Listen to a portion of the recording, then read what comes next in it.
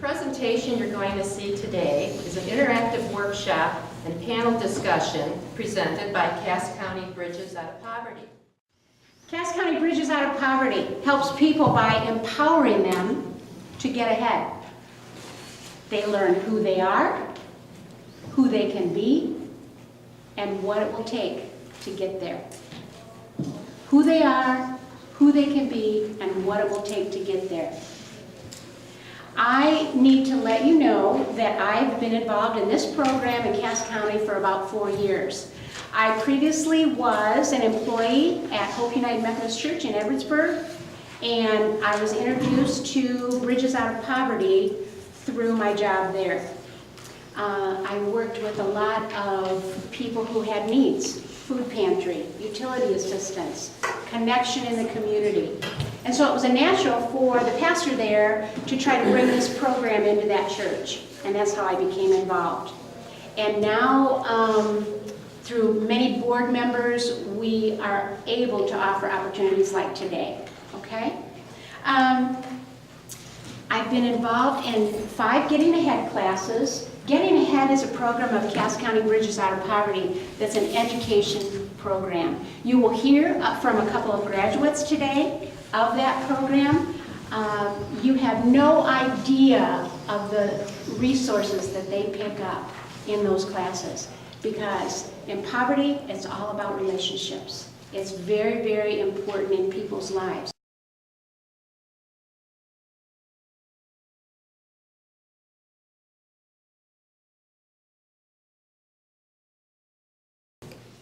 To my immediate left, I'd like to introduce Sydney Plummer.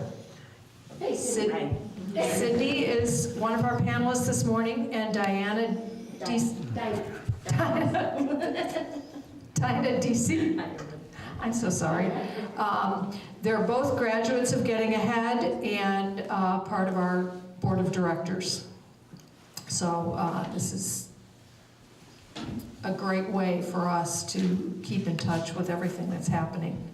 Now I'm going to find, I know I put my glasses here, this is part of what's throwing me off. I want to start with a question about your aha moment. And I think Oprah talks a lot about these aha moments, and it's an epiphany in your life where something happens, where you see something you've always seen and suddenly you see it differently. The first part of the aha moment that I'd like to ask you about is, what was the aha moment that made you decide to participate in Bridges Out of Poverty? Maybe we'll Cindy, do you have an immediate answer? My aha moment was probably going to the first class and realizing we were all in the same boat, but for different reasons. It could have been age, your health, your race. We were all trying to get to shore, paddle in the same boat. Oh. Can they They can hear you, I think. Everybody, all right? All right. Just getting there and learning, I mean, there were disabilities. There was severe health problems. And, you know, it's like, your problems just seem kind of small compared to some of the problems we've seen in our class, you know. Okay. We had a nice class. Good. We'll give it to Dinah, and then I'm going to come back and I don't take talk as loud as everybody. Can you hear me?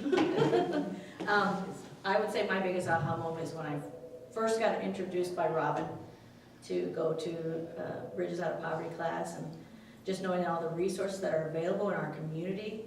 I mean, so many things that I didn't even know were available, and then I knew that I could share them with everyone else I knew. That's the biggest thing, just to know the resources, to know that learning to get ahead from where you're at, learning to that you can do things, you can do whatever you put your mind to, just knowing that you're not, just because you're down deep in a hole doesn't mean you can't come out of it. You're not in the miry clay to stay there. You can come out of it. You have to make a decision on your own. Nobody else can do it for you to do whatever you need to do to get by or to get ahead in the getting ahead of the world. So my biggest thing was just learning that I can help people, and that taking this class is something that can help other people as well. I think that was my biggest aha moment. That's great. So to summarize, tell me if I'm correct, what I'm hearing from both of you is one of the biggest parts that help you create that aha moment is being asked. Just learning that the program exists. And I think that's a lot of what we want to do here today, is provide you a way to engage people in your community that are in need of help.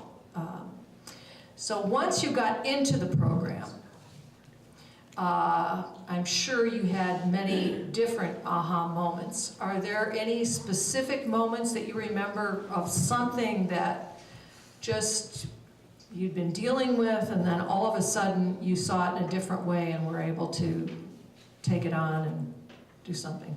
Whoever wants to answer first. My biggest aha moment is just to be a facilitator now, and to see the people that I'm teaching the way I was taught are actually getting something. They're actually having their own aha moments. They're learning something. They're learning the different languages between wealthy and the middle class and poverty. They're learning, you know, different things that they shouldn't be doing, that they should do. You know, the hidden rules. That is the most profound thing as a facilitator, to know that your students that you're teaching, your investigators, are learning something even far better or greater than you did when you took the class. Okay. Sydney, anything come to your mind right off the top? Ask me the question again.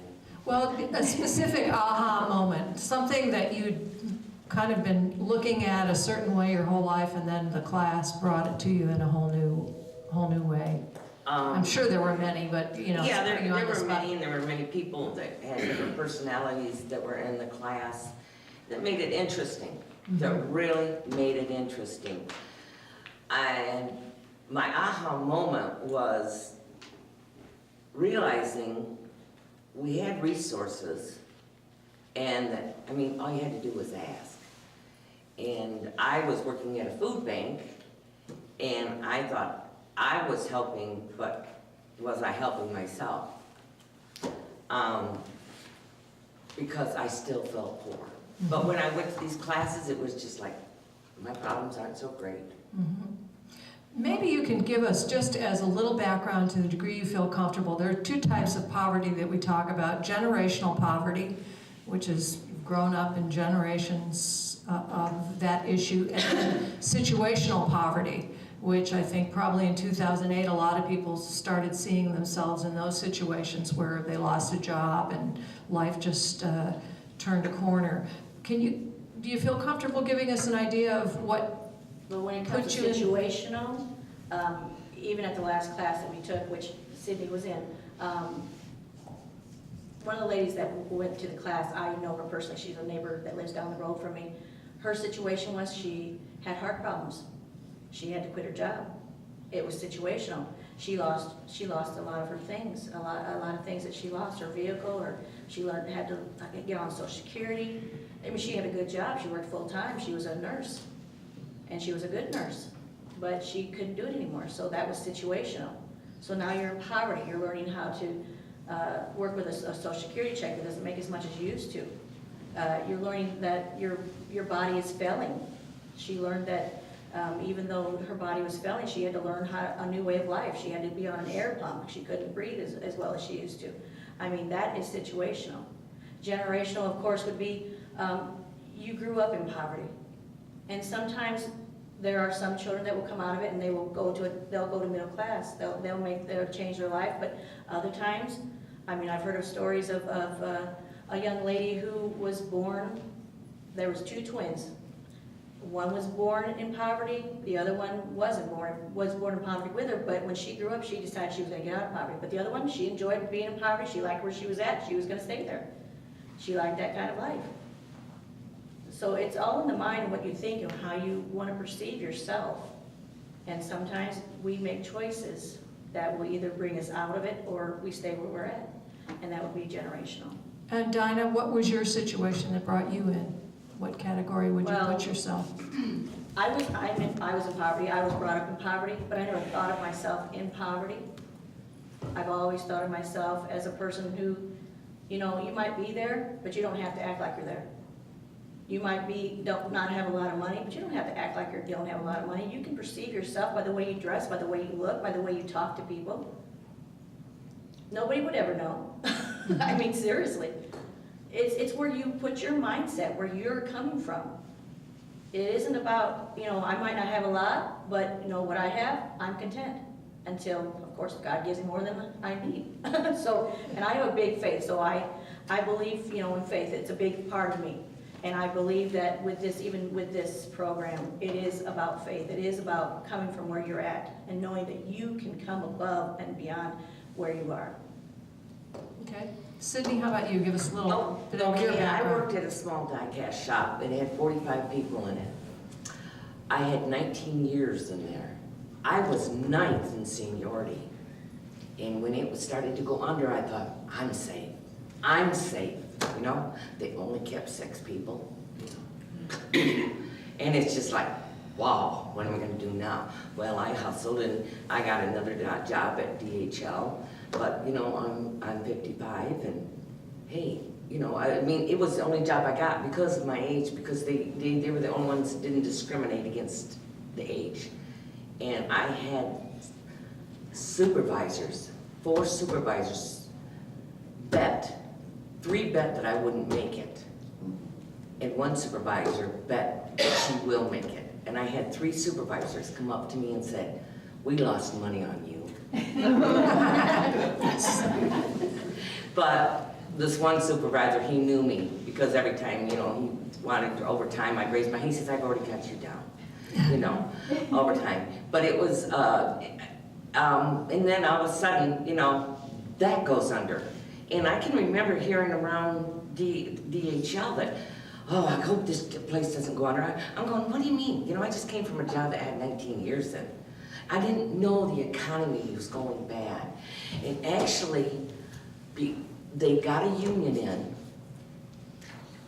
and the union asked me to come and work for them. And we're talking about a job, you start out at $48,000 a year. I was excited. I had my suitcases on the couch, and I'm packing. And then the economy went boom. For 2 years, they kept calling me saying, hang in there, Sydney. You know, and I'm going, I got a great job. I was going to travel, and they were going to pay for it, and I was going to do footwork, and, you know, and it was just like, oh, you know, and I'm hanging in for 2, and it never came true. I mean, the economy just kept going down and down and down. And it was like, I have gone to Grand Rapids, my sister lives there, I got a sister that lives there, calls me up and asks me to help take care of an aunt that's 92 years old, her husband's aunt. So I go up there and help her. Well, that lasted from March to December, and they were gonna put her in a home. It's December 27th, the aunt is going in the 28th. Another sister calls, I broke my foot, can you come help me? So from there, but while I was in Grand Rapids, I put applications and applications and then applications, and I thought I can get a small apartment, you know, and I had one interview. I go to Pontiac, where my sister's at. She breaks her foot, and I stay there, and then it goes on to the next November, and I'm putting applications at GM, everywhere. And we're going online. My sister taught me how to go. My other sister taught me how to go online. But I never got an interview. Well, turns out my sister broke her foot. November, she had cancer. So I stayed there until that was done. I said, it's, you know, I mean, I tried to keep her spirits up, and I'm going, oh. And so I'm ready to leave there. This is like March. My other sister calls me. Sydney, will you come live with me? I'm going, this is strange because her and I don't get along. You know, oil and water, we don't get along. I mean, her and I have, it's just like, please Sydney, come live with me. And I go there. And I find out she tried to commit suicide. I mean, I don't like my sister, but I love her. I'm staying with her, and all of a sudden, her crazy comes out, and she asked me to leave. She says, why did you come here anyway? I'm going, wait a minute. And I am putting my applications in Battle Creek. I got one interview, and I got turned down because I wasn't a veteran. And so in 2.5 years, I took care of everybody else. And in 2.5 years, I had 2 interviews. And I know the first interview that I had, I put down that I could drive a lift truck. Can we see your license? Well, that automatically told them how old I was. You know? So it's like age discrimination. I can't say it against them. I ran into a gas station once because a girl said, they're hiring. I walked in and the girl says, we don't hire old people. I said, do you know I could sue you for that? That's discrimination. Well, this. And I said, go get your manager right now. And she says, she's not here. I said, you call her and you tell her what you just said to me. And the manager, she calls the manager, and I told this old lady here, she's not gonna get a job. The manager comes running down. I mean, I didn't even get my name on a piece of paper. You know, and it's just like, God, I have worked in a die-cast shop. I have worked packaging. I have worked hard all my life. And now I'm in poverty. And there's not a day that goes by that doesn't remind you that you're in poverty. Oh, TV says you have to earn $120,000 a year to be middle class. Well, you know, I don't know anybody who makes $120,000.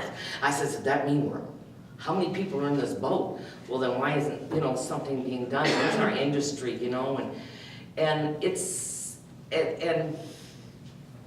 the only thing I keep hope on, and it's religious. I am a God-fearing woman, and I just, there's a saying in the Bible, this is our Bible lady here, but Jesus said it's easier for a camel to go through the eye of a needle than it is for a rich man to get into the kingdom of heaven. And as far as I'm concerned, I'm on the express lane. And it's just like, sometimes I look and I think, God, I'm poor, but I have a roof over my head. I have a 17-year-old car that's still running.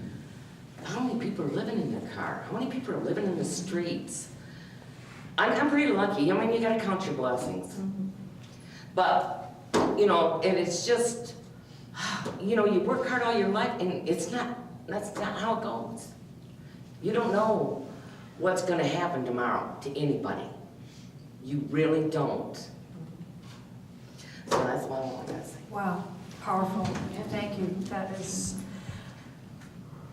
I think, really gives you a perspective. In terms of where you've come from, and thank you. That's really was from the heart, Sydney. Both of you was. What impact did the Getting Ahead program have on you in the midst of these issues? Whoever wants to start. For me, it's just the resources, knowing what's available for me. Because I have a family of 5 and young children, so just knowing what's available for me. We can't hear that. Resources. Just resources, can you hear me now? Just the resources, just knowing what's available for in my community, what's available for me to use, because I didn't know all the things that were available, and there's so many people out there that don't know what is available for them to use. They don't think, I mean, people have gone through a lot of things like Sydney has gone through, and I've gone through a lot of hard things in my life too, and I didn't vouch for them, but, you know, just knowing that there are people that need help, and nobody knows where to go to get that help, unless it's word of mouth. And that's the biggest thing, is a lot of people don't know what is available for them. Could I ask, when you're talking about resources, could you give some examples of? Just knowing where even food pantries are, knowing where people can get help for their gas and electric. I mean, that 211 number that's available, that isn't always a lot of help. You can call that thing, and I've called it before, and sometimes they don't have what you need. Knowing to know where to go to if you've lost your house, if you don't have a place to go. Nobody knows where all this stuff is. It's all by word of mouth. And I always tell them the first thing, call your DHS, your local, FIA, to find out what's available for you. Hi, my name is Karen. I work at the Area Agency on Aging in St. Joseph. And for those of you familiar with the Area Agency on Aging, we provide more resources to not only the elderly, but to the aging, people who are aging. And we still find that even though we're so robust in what we offer, there's so many people in our communities that aren't getting the word, that for whatever reason aren't seeking out our services. We have pamphlets, we have marketing materials, we have, we're trying to get out in the community, and we're trying to figure out where that disconnect is. Well, Karen, can I ask you a question? Do you guys put anything, because you know what, a lot of elderly people, they read the paper. Do you guys put anything in the paper? Do you put anything in the Edwardsburg Argus that goes free to everyone's home once a month? Once a week. Once a week, I'm sorry. Do you put anything in any of those resources at all that people get? Because a lot of the elderly, they're gonna read the paper. And this is the thing, this is why we have to have different people with different ideas, different thoughts to what is available and how to get those resources out. Because nobody knows what's available to them until someone either tells them or accidentally they talk to someone because they're so distraught they don't know what to do, and then all of a sudden somebody's got an idea. And that's why I say, just the recent class that we just finished and we're graduating on the 19th, which is a Sunday, that was the biggest thing for them.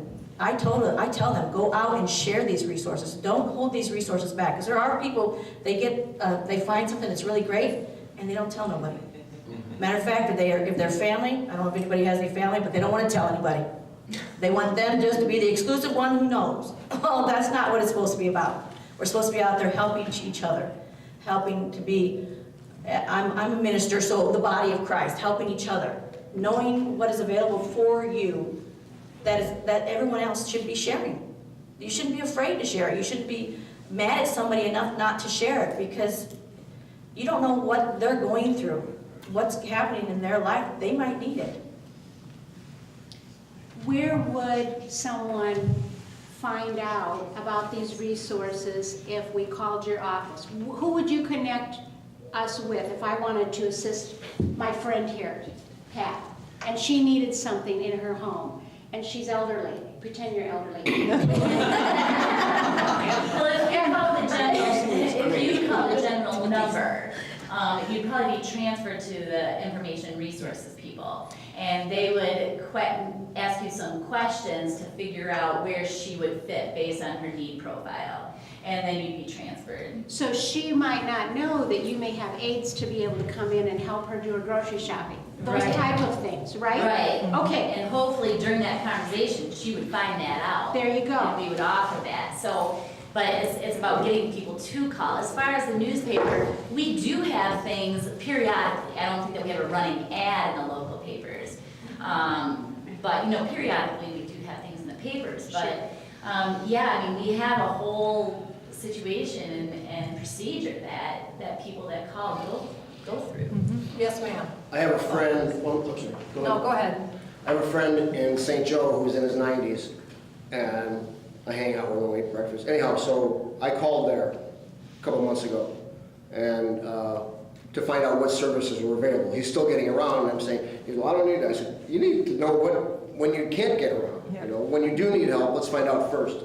So I called, and they were very professional. They made an appointment, and then I had to cancel the appointment because he didn't want to do it, which they told me was common. So anyhow, we did get in there about a month later and sat down, and they had an interview, and they went through all the different services and figured out where he was. So it was really helpful, and he still won't do anything, but at least you know. At least now you know. So it was helpful, but the hard thing, he didn't know where to go in the first place. Yes, ma'am. Are you working with the local internists and family practice doctors? Because elderly people go to the doctor. And We they do try. have access There's to the a doctor. you know, as far as that, there's a huge dichotomy there too, and a huge separation of philosophical understanding of what's best for the elderly. Our whole goal is to try to keep people in their homes if that is what they so choose. So we connect them with the resources so that, you know, that whether you're disabled and on Medicare and Medicaid, or whether you're elderly, you know, we try to get the resources so that you can stay in your homes. A lot of times, like with the physicians, you know, they're so much more inclined to put somebody into a nursing home and into assisted living, and it's also a philosophical discussion that we're trying to connect with us and the medical field. I mean, we also have like care managers that are nurses, and they have to pair up really with a care manager that's a social worker, because even our frame of reference is so different that it takes both of us really to provide the best service. So we do try, very much so, and we're bridging all these gaps in the community where we all have to come together to serve a client. So it's getting better, but there still is some inconsistency there. Have you ever thought of, Can I just follow up on that? So I just want to make sure I'm clear. So one of your issues is when you're working with local physicians, they're not looking at independence in the home, which, by the way, I have parents who are 92 and 93 and living in their home because they fortunately can afford some help, and they have daughters in the area who push them to do so. Which is a huge factor, mind you. We call them informal supports, those with family, neighbors, friends, church members that are engaged. It makes a huge difference. But you're telling me that there is a bias you're feeling amongst physicians? I don't know if it's a bias, but if you go into the emergency room, you know, and you have some issues, you know, say an elderly person falls and hits his head and has kind of a bleed because maybe he's on warfarin or, you know, some kind of medication, you know, and he starts to be a little bit confused. Well, it's going to, the physicians are going to be much more inclined to say, oh, he can go home, but if he goes home, he's going to need 24-hour care. Right. So then the families are like, we can't afford 24-hour care. Right. But you get somebody else in there and they'll say, no, he doesn't need 24-hour care. Right. Thank you. I want to, and I think this is a great topic for you, for people to engage with you at lunchtime. No, that's okay, because it's an important issue, and I don't want to take away from what you're doing, but I want to keep us on topic in terms of what we're talking about, and in terms of the Getting Ahead program. Sydney, Dinah talked about resources. What would you say? Where did the program impact you most? Actually, like, it's the same thing with resources. I mean, you're not alone. She talked about her neighbor. Oh my God, all of us in our class, we still see each other. We see each other at the craft food store. Or we text each other and say, are you going to be there Wednesday? Wednesday, they're going to be here. Where are they going to be? You know, we have all this in our class. So it kept our resources alive. I can call Tara, I can call Rita, Amy, and we see each other. Well, did you know, when we see each other, you know, it still goes on. Did you know that they've got toilet paper and paper towel just across the line in Niles? And you can go there, and it's the church does this, and you know, and in the church in Dowagiac, St. Paul's, once a month they had a dinner there, and it made you feel like a human being. It wasn't poverty food. It was food from a restaurant, and it was just like fresh salad, fruit, vegetables. I mean, eggplant, lasagna with mushroom. Oh, I mean, you felt like you were going out. And I love to go there once a month, and sometimes I didn't even go downstairs because I worked in another food pantry, and it was just like, you know, to me that's double dipping. Because they keep about the same thing, and I didn't need that much.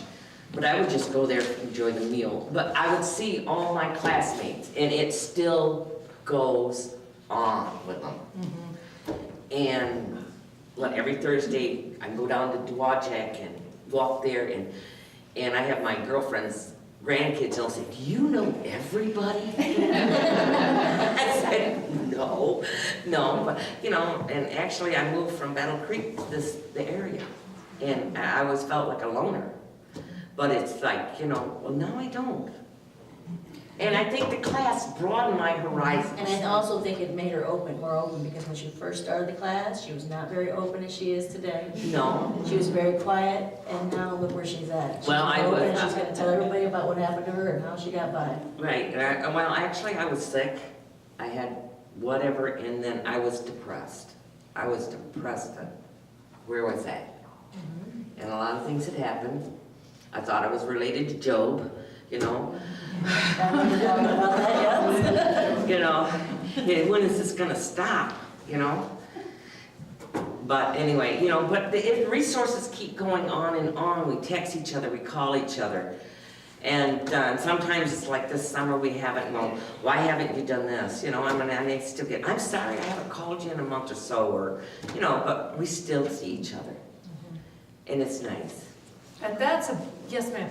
I would like to know how Dinah and Sydney first learned not just about your program, but where the resources are. Who told you, or did you read it? How did you get connected? I got connected through Robin, who introduced me to take the first class in Edwardsburg, Michigan, of the Cass County Bridges Out of Poverty.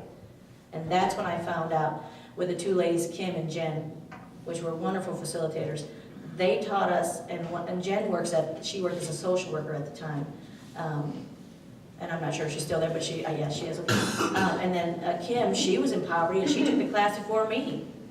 And just the resources that they told us that was available, that I didn't know was available. And from that point on, I just started telling everybody I knew. If I heard somebody needed this, I'd tell them, I know this, and I'd go to the class, and I'd ask Jen if she knew anything, or Kim, or anybody. Because you see, everyone in that class had resources. And that's the biggest thing about teaching this class, is that we teach them to bring resources in. In the class that I'm teaching now, one of the students, one of the investigators, he had his own business. He brought in his own business cards. He was bringing in his resource. I mean, we give them Bridges bucks so they can learn, they can get things in the class that we take when we do Family Fun Night, which is what we did yesterday. And they get to use those Bridges bucks, and they get to buy things that we bring in. And you would not imagine how important it is to have laundry soap, toilet paper, paper towels, toothpaste. I mean, just simple things. I mean, bath soap, shower gels, I mean, just all those things, even hand cream. They were buying them. I mean, we had a huge class last night, and they brought a lot of their family. We have fun, we play games, but they use those Bridges bucks, and using those Bridges bucks was important to them, because they were learning that these resources are important, that they're bringing. And even going to the future classes for when they go to classes to get to know each other, just to make sure that they're where they're at. We like to keep in contact with them. I keep all of their numbers, and I send them little texts, and I tell them, I'm gonna miss you guys, because it's like a small family. I mean, literally, it's like a family that, you know, and when it's over, and I just tell them, I'm gonna text you every once in a while. And they say, that's good, they wanna hear from me, and I tell them, don't forget that I'm a person that's there for you. If I can do it, I'll do it. Because I try to keep my word, because that's important. It's important. I don't care what class you're in, it is important for somebody to keep their word. If you're gonna tell somebody something, either do it or don't say it at all. And I understand there are situations where you're sick, or something, the emergency happens. That's okay.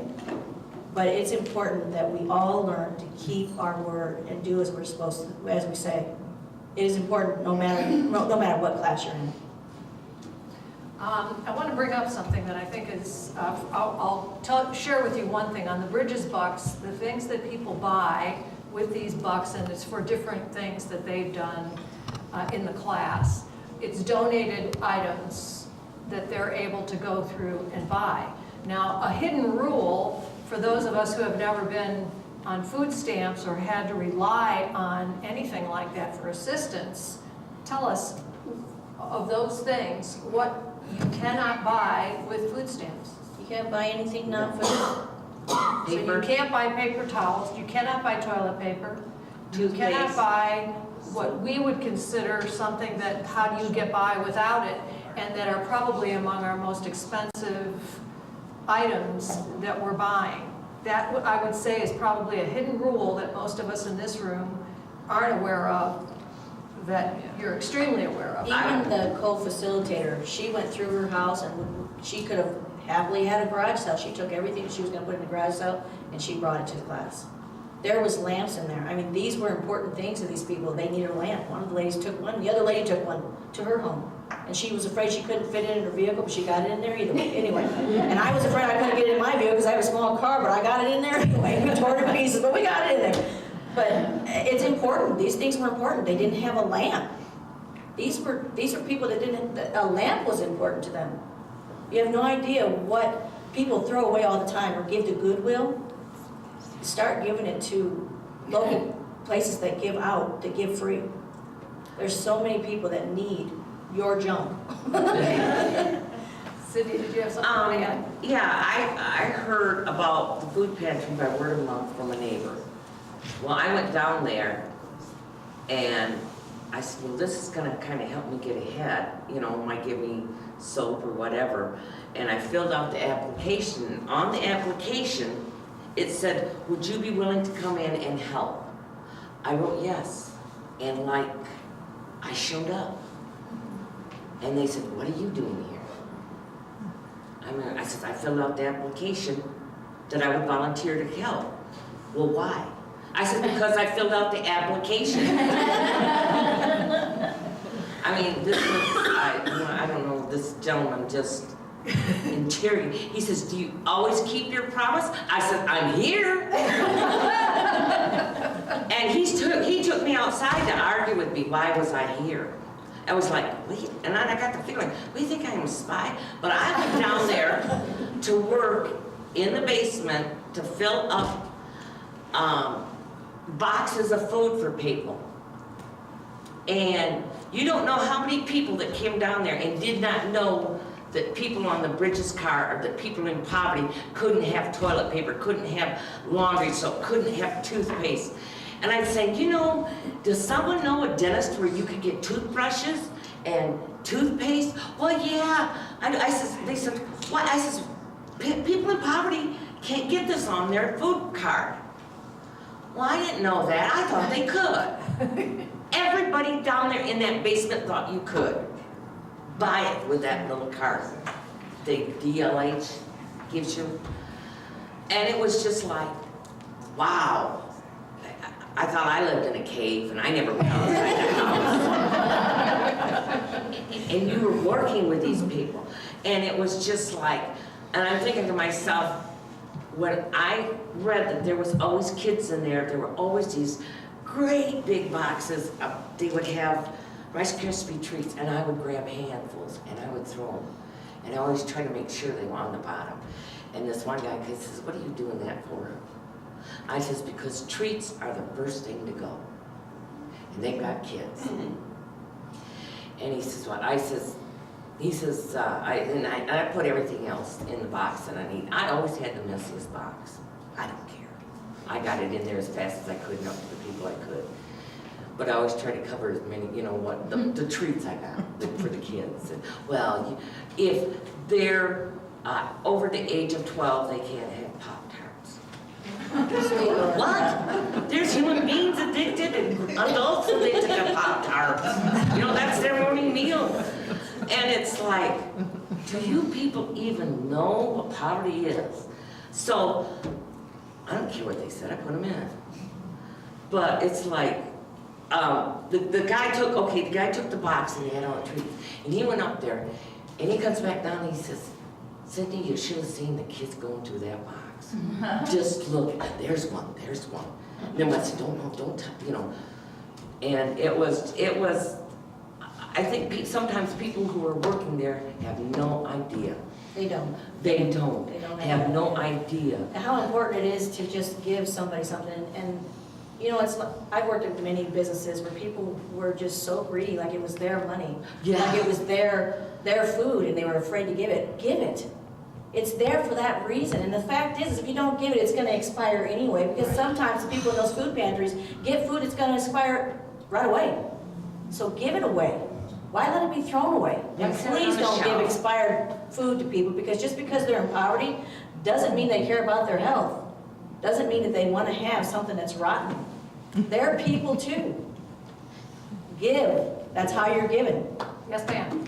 I'd like to ask about healthcare, the resources that are available, that Bridges knows about or can help make available. I mean, how do you secure healthcare? Mental health care, you mentioned depression.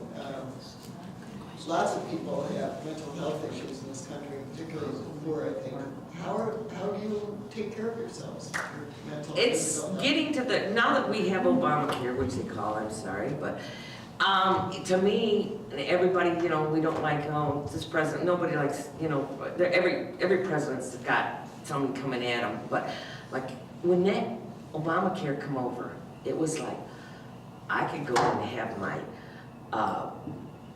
my diabetes taken. I just turned diabetic. I vertigo.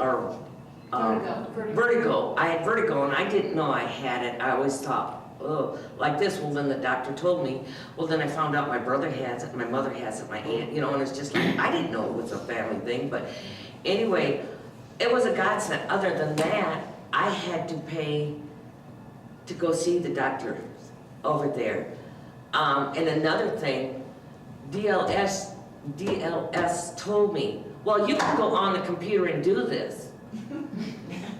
And I'm saying, why don't you pay my electric bill, which is $270 this month, because we've had 2 bad winters. And how much do you think it costs to keep a computer up? And I can pay that every month? No, I can't. I'm robbing Peter to pay Paul to get that electric paid. And as far as mental health, how do you, these people who need mental health, some of them are so bad that people shy away from them, and it's hard to get them mental health unless they have family or someone who cares about them to get to that resource. They have the resource at the doctor's office. The doctor has to diagnose and say, well, you'll have to have this and this and that. But they have to have somebody who cares. Yes. It's all about somebody caring for you and caring about where you're going, what's happening to you. It's even in the class that we're in, there's a lot of mental issues there. There's a lot of people that have grown up in generational problems in their family, and they took it to where they're at. There was people in our class that came from even the Cass County system that were told to come to the class. There was one student who came to the class who didn't have to, but she wanted to come because she heard how good of a class it was. And they all had some kind of problem. And this class taught them that we're there with all kinds of different problems, no matter what level you're from. And there's people all over the world going through a lot of problems just like us as well. But they knew that they could easily talk to each other, that they could easily help each other. And they were helping each other. They were telling each other where to go and how to get that help. Even when it comes to doctors, we work with the Cass County clinic over there. And Kim, who is one of the facilitators, she gave us information that's, again, a resource, and it told about the dentistry that they have there, the doctors, how they have, where you can pay at different tiers from what your income is. Pharmacy. For the pharmacy as well as they have there, they just opened not too long ago. I mean, everybody has different tiers of poverty, and you can pay by percentage of whatever poverty level that you are in. So that's a resource that we gave them to help them, because there was a lady who was in the class who needed doctors. She didn't have any kind of insurance at all, and she didn't know who to turn to. So I remembered from the last class that we had, and I took copies of the papers from the last class, where I had found out that you can get on a program and it goes by your income, and you pay a percentage for your doctor's appointments. And they also have a pharmacy right there, so you can get your medicine there. They have a dentist right there, that also goes by what you make. And they take Medicaid, and so there is resources, but she didn't know anything about it. And it took her about a month to get in there, because she kept calling and calling. She asked me if it was real. I said, well, I know I went through it before, so I know the number should be real. She finally got a hold of somebody, she finally filled out all the papers, and she finally has medical insurance. So it is about resources, it is about helping each other. And I think a lot of people in the class stay on that person. When a person comes in with a problem, it's like everybody's there for them, pushing them. Vicki was in our class, and she didn't know she had to have health care. I mean, it's required. And, well, she had no idea, well, she's moving from Michigan to Indiana, and this, I said, it doesn't matter, you have to have it. And everybody got together, gave her the resources, gave her the numbers, got her forms to fill out. And she had 2 sons that needed medical care as far as mental, too. I think what I'm hearing, that part of perhaps a missing link in the Affordable Care Act are some boots on the ground in terms of some on-site computer enrollment to help people, because to make the assumption that people in poverty have access to, I mean, you can have access at a library, but you're only limited, I think, to a certain amount of time at a library. Yeah, and that library's 10 miles away from me, but in town it's only 4, but I have to go to the one that's 10. Right, so there are some needs. Could you speak now, finally, we have about 5 minutes left. I'd like to hear from you. What are some supports, I'm going to throw a curve on the last question.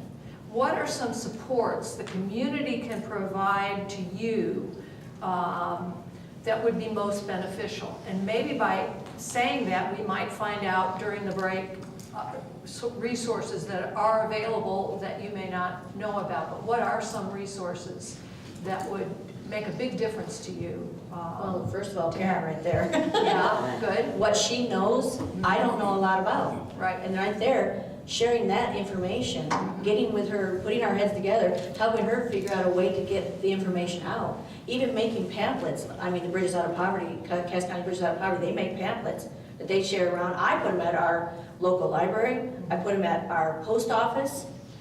Putting things like that around, even at doctor's offices, if you can get them to approve it, to let them put it right there at the table. Usually they're reading. Well, certainly Cass Family Clinic would be a place that would be open to area on aging resources. I just retired from the Cass County Council on Aging, and there are tier-based services available. Yes, and even the Cassopolis, the Cassopolis Health Center right there in Cassopolis, Michigan, to have that there would be wonderful. If you guys could just put out pamphlets right there on those tables that people are just sitting there waiting for the doctors, even at the dentist.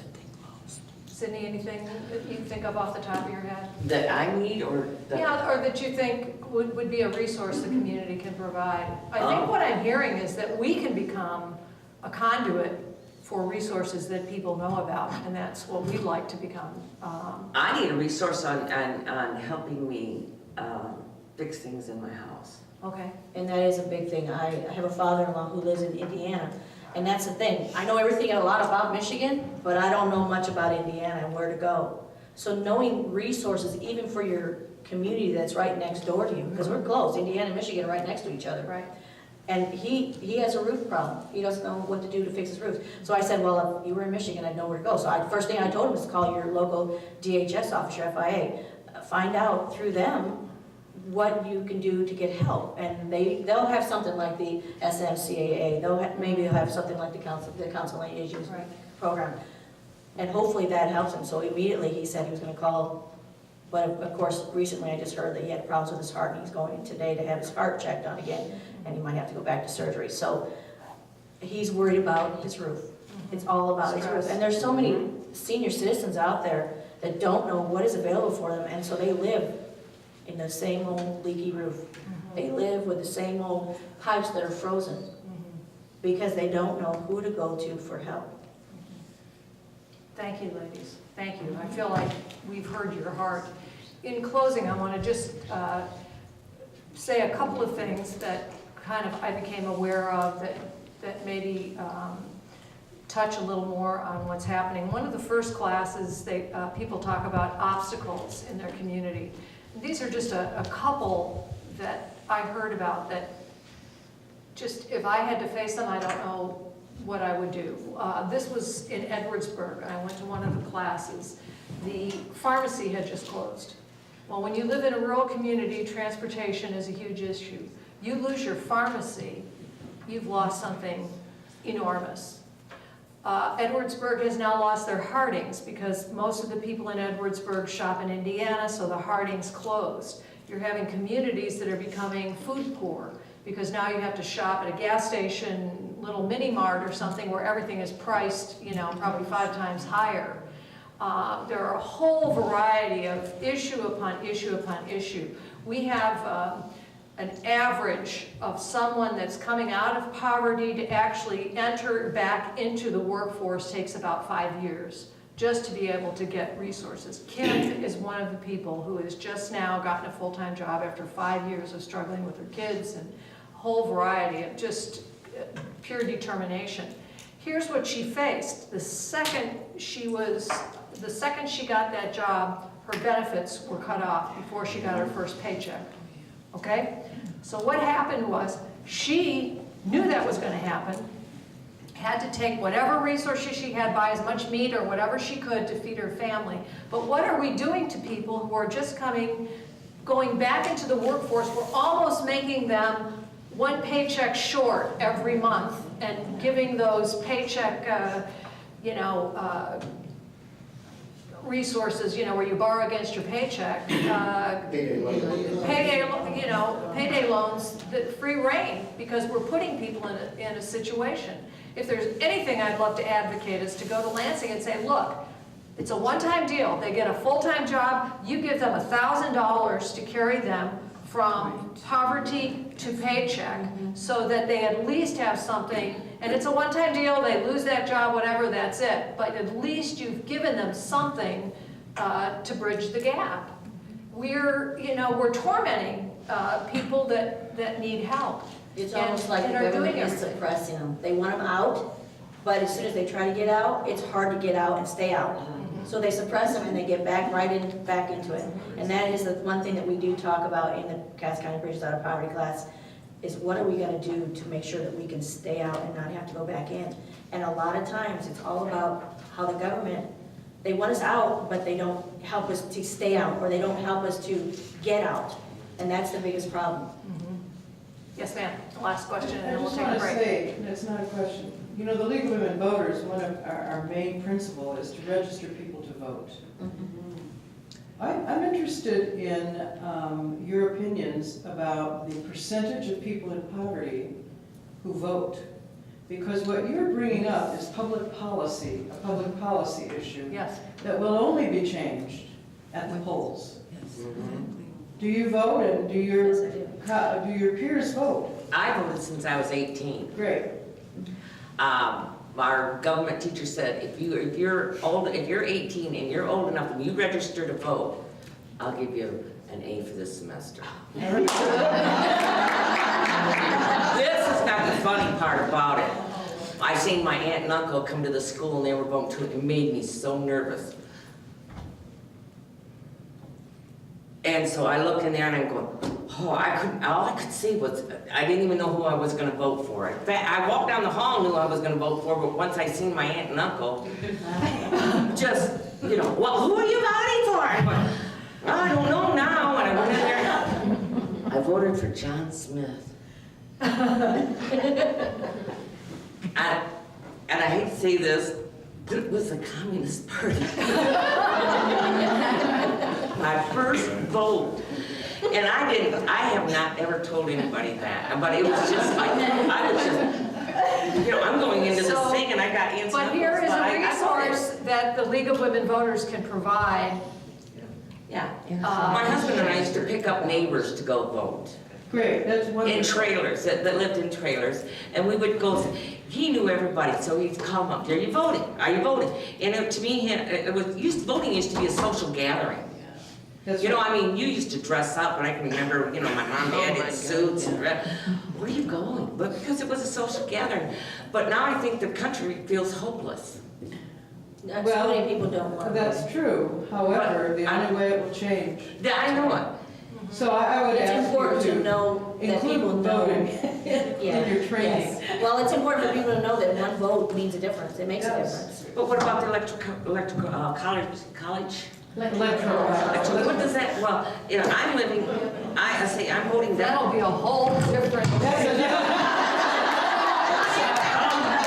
When they explain it to you,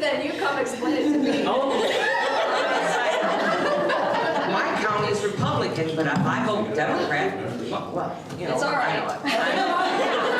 All right, we're going to take our break. I want you to thank our fabulous